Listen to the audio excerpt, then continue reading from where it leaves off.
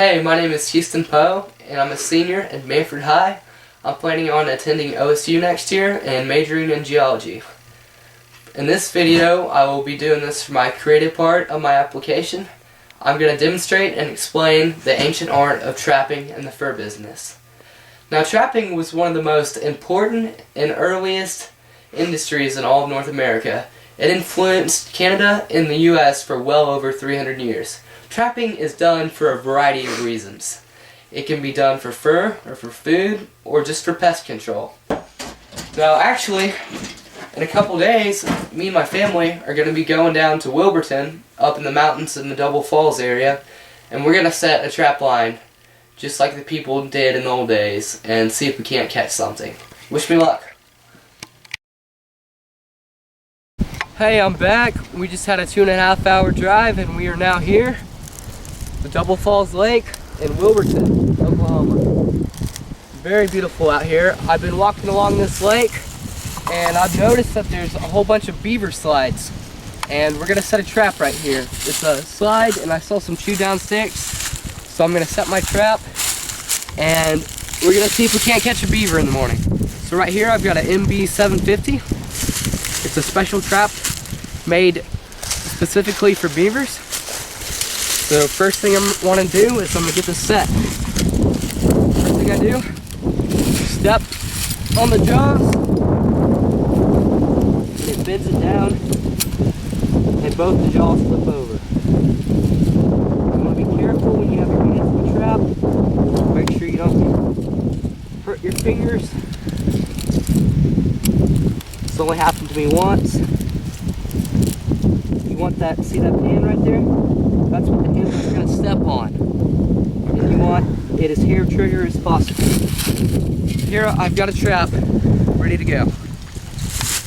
Next thing I'm going to do, take it down here to the water, where I'm going to place it in the water precisely to catch the beaver.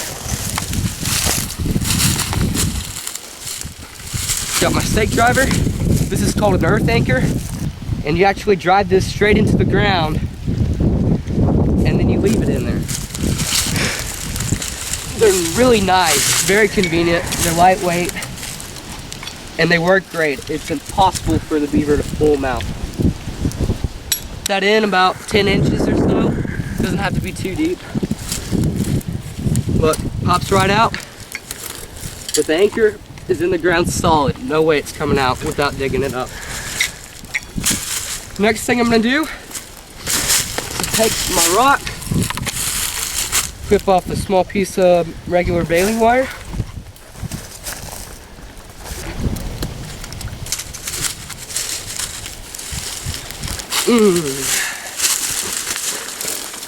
you gotta tie it, slip this right in through here, through my cable, and wire it to the rock.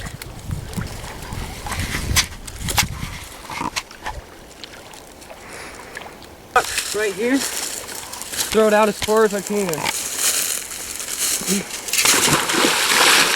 See it's tight? You'll come down here. The way this trap works, how it catches the beaver, this cable is attached to both the rock and the water. I've got about 10 foot of it. And this is a swivel right here. And it's designed to where it goes down, but the beaver can't pull it back up. And so, intentionally, the beaver, when he gets his, he chums up to the bank, and he steps in it, and it steps his foot, and then he dives back in the water, and he goes down to the rock, and he can't come back up, and he drowns. So, I'm just going to want to place this right in front of the bank, make sure its bed is solid, put some leaves on top of it. I'm going to get these 2 sticks, and just kind of like place them to where the beaver has to step on the trap when he swims up here. Now what you want to use as bait is this beaver lure. It's made out of the castor glands of the beaver. They're little sacks on the beaver that the beaver uses to mark its territory. Now the beaver is very territorial, and so any beaver swimming around in this lake will smell this and he'll come check it out because he'll be mad. and want to fight that beaver. So what I've got here is a little stick that a beaver's been chewing on. I'm gonna break it up in half, dip it in this lure. You're gonna want to dip a little bit in the water, then stick it in the ground right there. And that is how you finish a beaver. Hey, we're back on the lake, and it looks like I caught a big beaver out there. You can see him, he's floating a little bit. And he's looking like a good sized beaver. I'm gonna go and pull him in, and we'll see what we've got.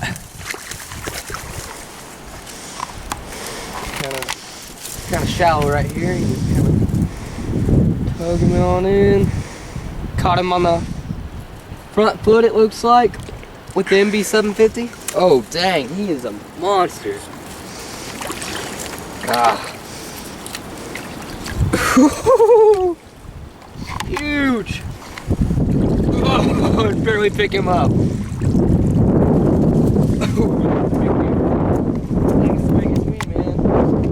Yeah, there's tons of beaver out on this lake. There's chews everywhere, and so far we've got this big boy and two little ones. So we're gonna get him back to camp, and I'll show you how to skin it out.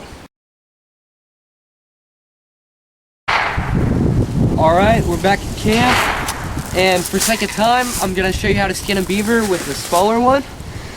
He's a little guy compared to the other one, but first thing you want to do is cut off both its back legs, and this helps you pop off the skin. Now when you're skinning a beaver, it can be described as taking off a jacket. You want to make little slits around the wrist.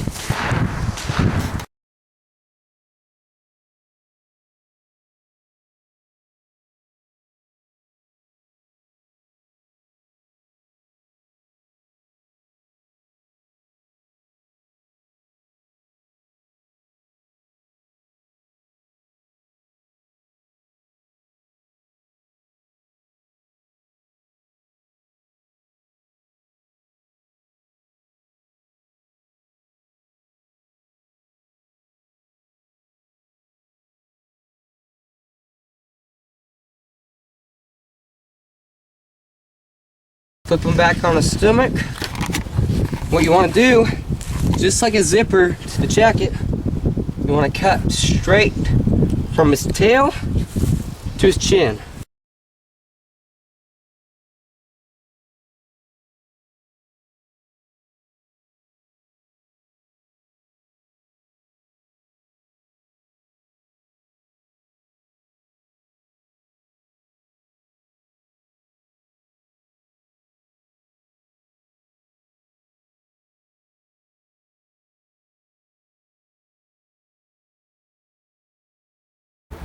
Alright, once you get both sides of the fur peeled as far back as you can while it's laying down, I like to hang it up because you get better leverage. So I got him hanging from the still, and you just continue to go on. And what I'm going to try to do next is I want to pop the fur off of his back feet.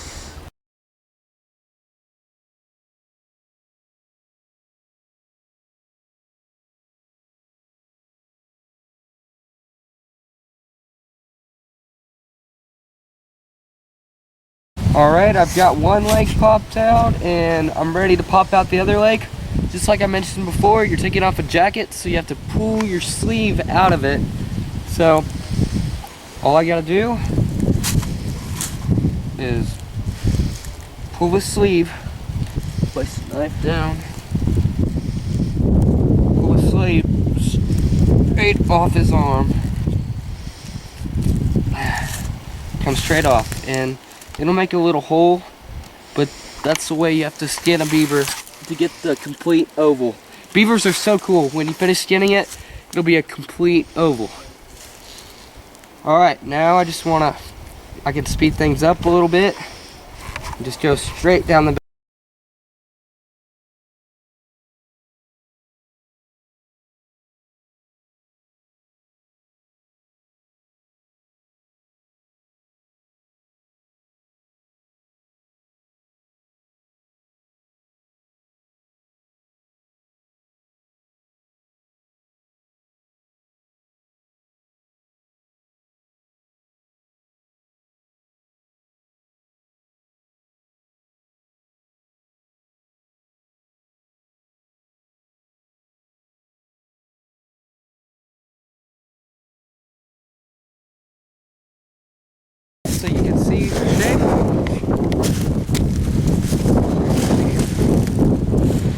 go lay this on the four-wheeler, and you can see the shape it has.